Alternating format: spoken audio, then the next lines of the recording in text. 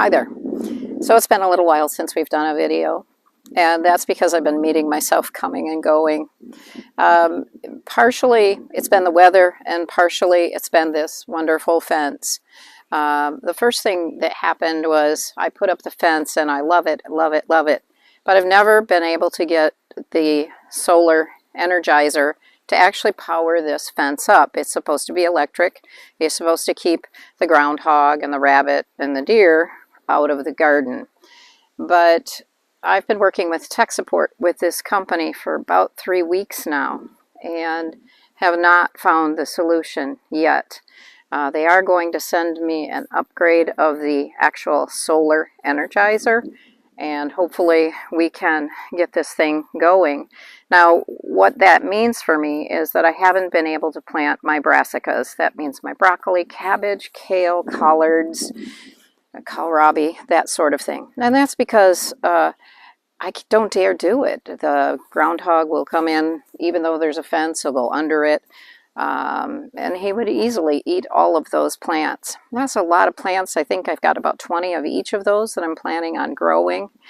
And then the second thing that has slowed me down is that we didn't stop having frosts until about a week ago. Last year, our entire garden was in by May 15th, but I just was able to start planting the more tender items, which are okra, eggplant, squashes, tomatoes. I've just been able to start planting those this week.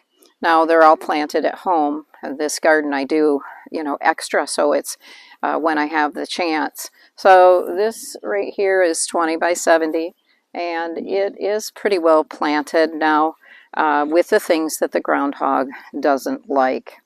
I'm going to start on the next section of 20 by 70. And that's going to have the tomatoes and a few more peppers, but that's where all the brassicas are going to go.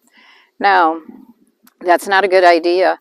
I like to disperse my brassicas between other crops because cabbage moths just love members of the brassica family.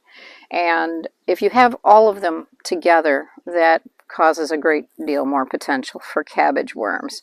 So I'm sure we're going to go over cabbage worms sometime this summer. So my apologies for not being with you, but I've been crazy busy planting now that the weather has broken. I think that's one of the joys and pleasures of gardening, is that each year has its own special challenges, whether it's weather or a particular bug is more persistent, or one year peppers will grow just fabulously, and the next year you do the exact same thing and it doesn't grow. So I think there's always room to learn, and always there's some joy, but there's also some heartache in gardening. For me, the joy does override the heartache, but right now I'm suffering a little bit. I hope everyone's having happy gardening. Until next time.